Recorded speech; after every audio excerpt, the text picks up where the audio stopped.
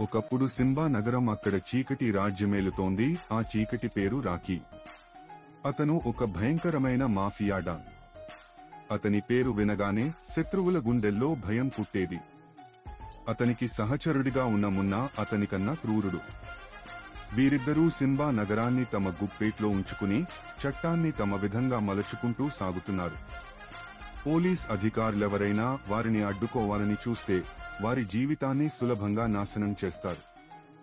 ఈ పరిస్థితిని మార్చడానికి కొత్త పోలీస్ ఆఫీసర్ శివాజీ సింబా నగరానికి వచ్చాడు.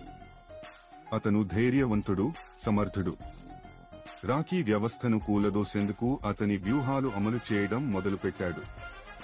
ఒక్కొక్కరుగా రాకీ అనుచరులను ఎన్కౌంటర్ చేస్తూ ముందుకు సాగాడు.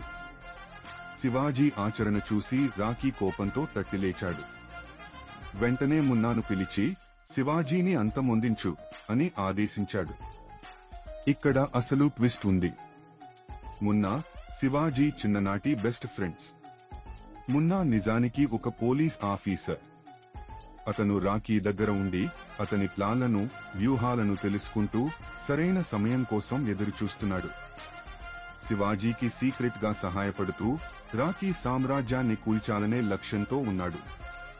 శివాజీ మరియు మున్నా కలిసి రాకీ వ్యూహాలను ఎదుర్కొన్నారు. ఒక పక్క రాకీ అనుచరులను హతమార్చుతూ మరోపక్క రాకీని ఒంటరి చేయడం మొదలుపెట్టారు. చివరకు ఒక పెద్ద యాక్షన్ సీక్వెన్స్ తర్వాత రాకీని వారిద్దరూ కలిసి అంతమొందించారు. సింబా నగరం మాఫియా ప్రభావం నుంచి విముక్తి పొంది శాంతియుతమైన జీవితం వైపు అడుగులు వేసింది.